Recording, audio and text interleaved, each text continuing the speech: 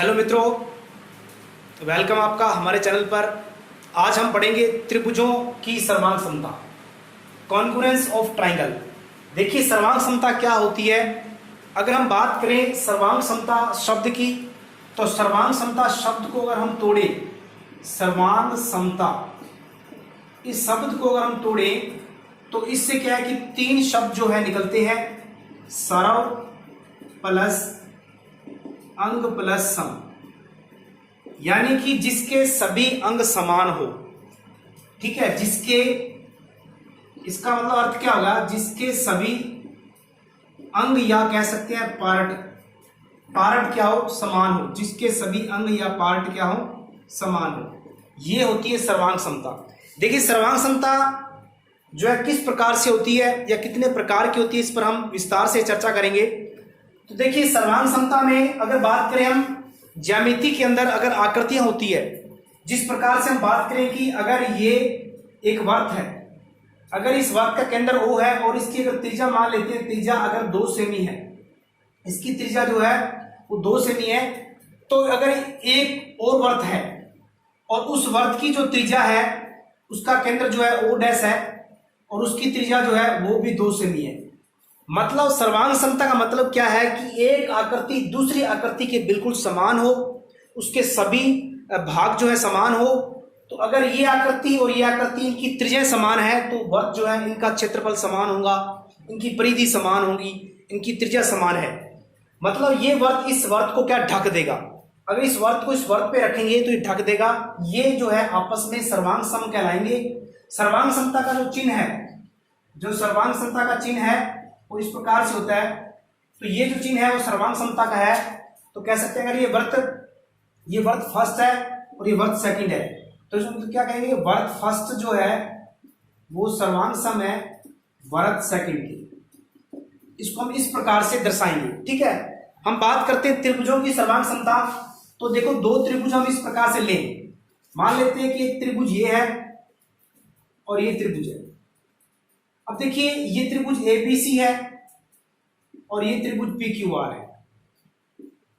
अगर इस त्रिभुज की जो भुजाएं हैं, अगर वो भुजाएं जो है समान है, हम यहां कह सकते हैं कि ये भुजा जो है इस भुजा के समान है, ये भुजा है इस भुजा के समान है और ये भुजा जो है इस भुजा के समान है।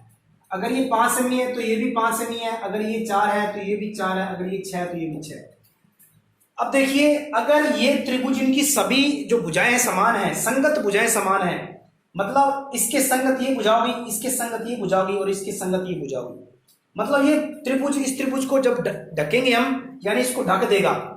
ठीक है, यानी बिल्कुल इसके पार्ट जो है सभी इसकी जो भुजाएं समान है, तो ये त्रिभुज आपस में सर्वांग सम है। इसको किस प्रकार से लिखेंगे हम, तो त्रिभुज ABC सर्वांग सम है त्रिभुज PQR की। ठीक है, इस प्रकार से हम इसको लिखेंगे। अब देखिए सर्वांग समता कितने प्रकार की होती है, हम बात करते हैं सर्वांग समताओं के प्रकार। तो देखिए सबसे पहली सर्वांग समता जो है वो है SS सर्वांग समता। इसको हम अंग्रेजी में ट्रिपल S का मतलब यहां साइड से है, साइड से है, भुजा से है, तो हम इसको हिंदी में लिखेंगे भुजा भुजा सर्वांग समता। भुजा भुजा भुजा सर्वांग समता। देखिए भुजा भुजा सर्वांग समता क्या होती है। अगर हम बात करें दो त्रिभुजों की, देखिए अगर यहां पर ये दो त्रिभुज हैं और ये त्रिभुज ABC है, ये त्रिभुज PQR है।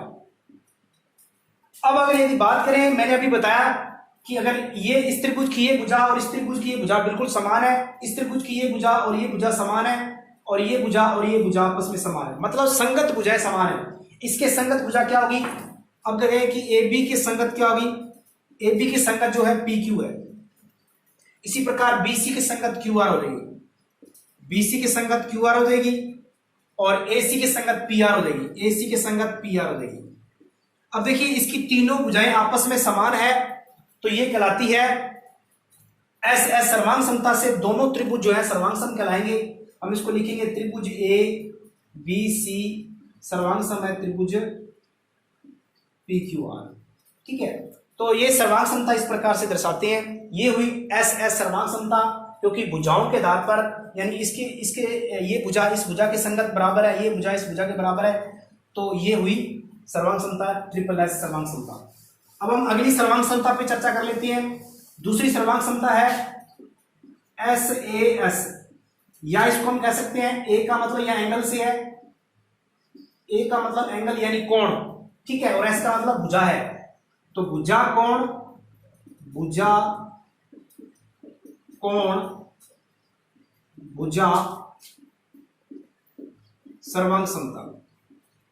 देखिए भुजा कोण भुजा कोण भुजा सर्वांग समता क्या होती है कि जिस प्रकार से अगर ये दो त्रिभुज हैं, ये एबीसी है और ये त्रिभुज जो है पीक्यूआर है, ये त्रिभुज पीक्यूआर है, ठीक है।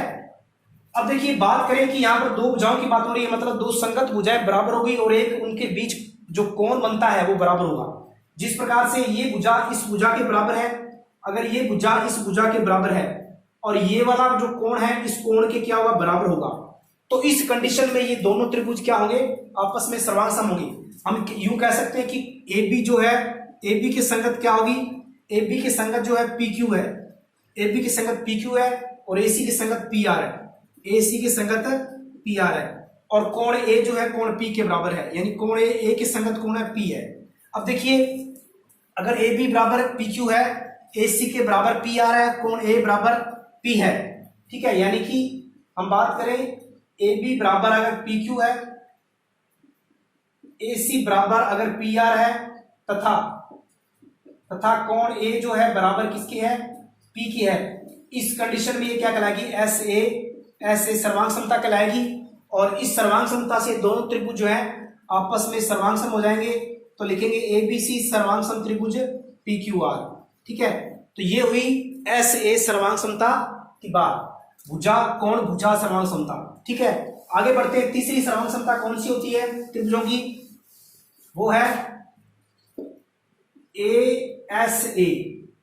अगर बात करें हम कोण भुजा कोण, कोण भुजा कोण,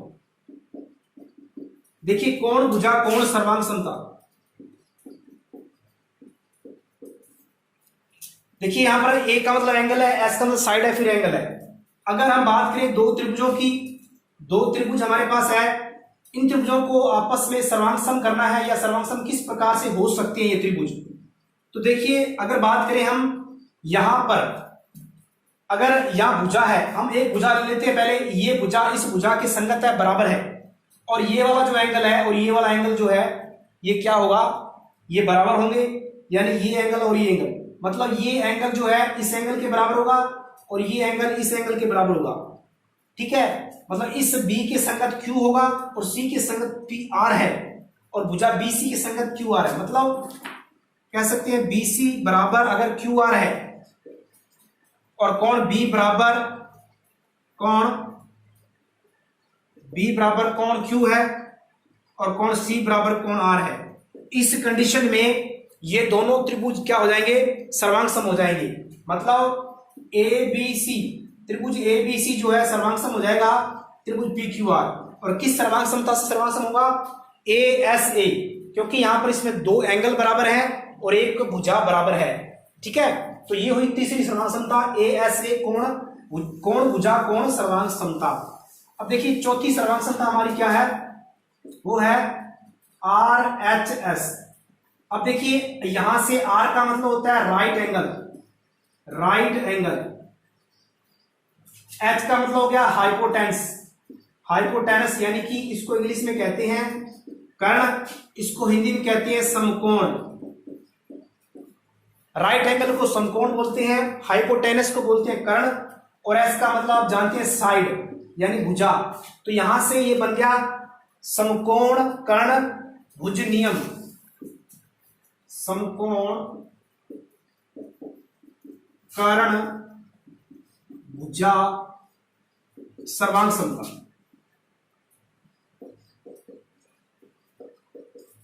समकोण कर्ण भुजा सर्वांग समता। देखिए इसमें क्या होता है, इसमें यहां पर बात होती है कि दो त्रिभुज है, यानी एक राइट ट्राइंगल जो है, एक है इस प्रकार से, यानी कि समकोण त्रिभुज है, इसमें एक कोण जो है 90 का होगा, 90 का होगा, और बाकी जो है ये एबीसी मान लेते हैं और ये पीक्यूआर मान लेते हैं। ठीक है, अब देखिए इसमें ये संगत कोण जो है एक 90 का होगा इसमें, और इसकी जो संगत भुजाएं हैं, कोई भी भुजाएं कह सकते हैं हम, दो भुजाएं ले सकते हैं आप, ये इसके बराबर है और ये इसके बराबर है। ठीक है, तो इस कंडीशन में क्या हो जाएगा, ये समकोण त्रिभुज होगा। ठीक है, तो अगर बात करें हम कोण बी की, कोण बी बराबर कोण क्यू बराबर 90। ठीक है, और इसके अंदर ए बी बराबर, ए बी जो बराबर किसके हो सकता है, ए बी के बराबर जो है पी क्यू है, यहां लिखेंगे ए बी बराबर पी क्यू, और बी सी बराबर क्यू आर। ठीक है, क्यू आर, या फिर इसके अंदर क्या हो सकता है, ये भुजाएं चेंज हो सकती है, या फिर इसकी जगह क्या हो सकता है, ए बी पी क्यू है, इसकी जगह ये कर्ण भी हो सकता है, यानी ए सी बराबर पी आर। तो एक ये भी हो सकता है, यहां करके हम लिख सकते हैं बी बराबर क्यू बराबर 90 और ए सी बराबर एक पी आर हो जाएगा, यानी कि जो कर्ण है ये वाला, ये जो है इसके बराबर हो जाएगा, और एक बी सी बराबर क्यू आर। आप कोई सी भुजा ले सकते हैं, तो एक कंडीशन ये भी आप लिख सकते हैं और ये भी लिख सकते हैं। ठीक है, तो इसे बोलते हैं RHS, सर्वांग समता या समकोण कर्ण भुज नियम। ठीक है, तो ये त्रिभुज के अंदर 4 प्रकार की सर्वांग समताएं होती है, जो कि बहुत ही इंपॉर्टेंट है। और अब इस पर हम जितने भी सवाल बनते हैं वो अगले वीडियो के अंदर करेंगे। तो मेरे साथ आप जुड़िए अधिक से अधिक, वीडियो को लाइक और शेयर कीजिए। धन्यवाद।